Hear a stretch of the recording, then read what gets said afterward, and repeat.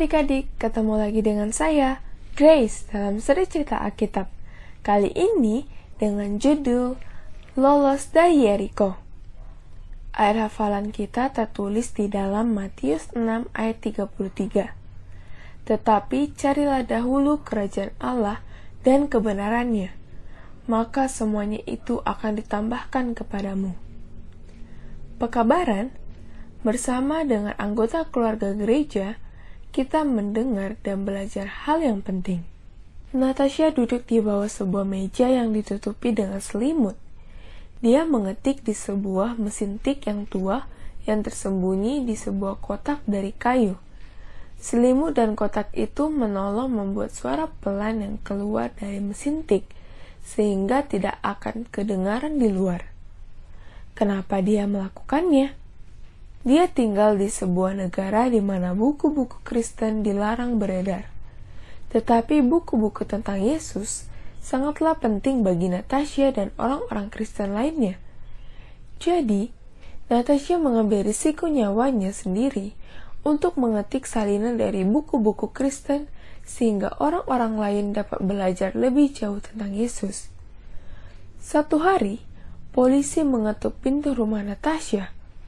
Mereka menangkapnya dan membawanya pergi.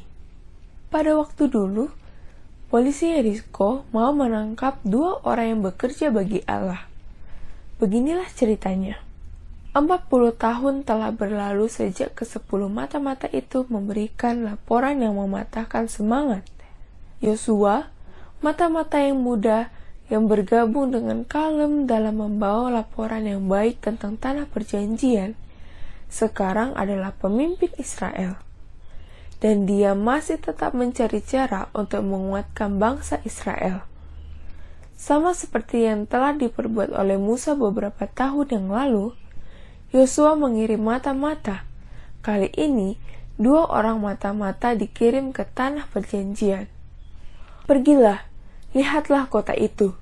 Yosua berkata kepada mereka, khususnya kota Yeriko. Jadi, orang-orang itu menyelinap masuk ke kota yang megah itu. Malam itu, mereka pergi ke rumah Rahab yang dibangun di tembok kota. Rahab, wanita yang tinggal di situ, mendengar ketukan mereka. Dia mengetahui dari pakaian mereka bahwa mereka adalah orang-orang Israel. Namun demikian, dia tetap mengundang mereka masuk ke dalam. Sekarang setiap orang di Yeriko, termasuk Rahab, mengetahui tentang orang-orang Israel. Setiap orang tahu bahwa Tuhan berperang dalam setiap peperangan Israel, dan itu menakutkan Raja Yeriko dan bala tentaranya. Tetapi itu membuat Rahab curiga. Jadi gantinya memanggil para tentara, dia berbicara kepada kedua orang itu. Kemudian dia menyembunyikan kedua orang Israel tersebut di atap rumahnya, di bawah tumpukan tangkai jerami. Ketika para tentara raja datang mengetuk, Rahab membuka pintu rumahnya lebar-lebar.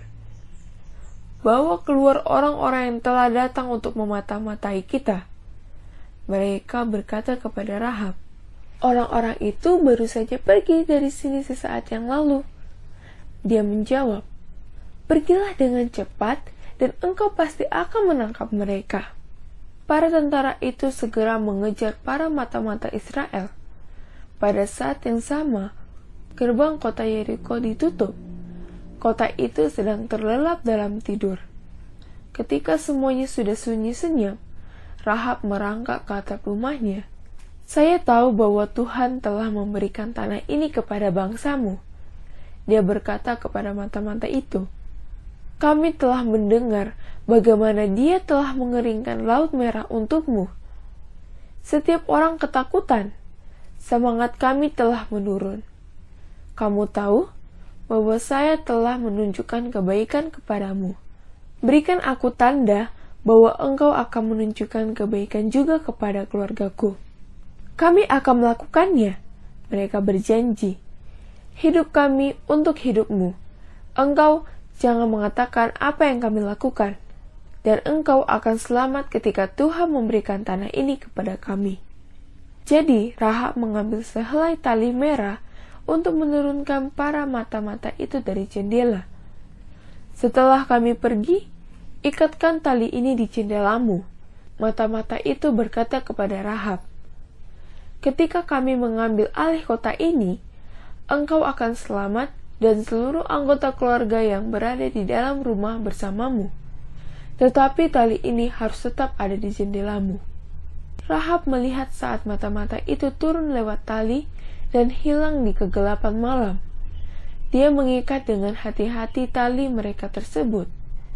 Dia meletakkannya di jendela.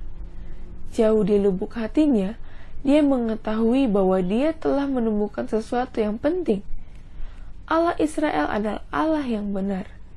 Dan Rahab berkata bahwa dia akan menjadi Allahnya sejak saat itu.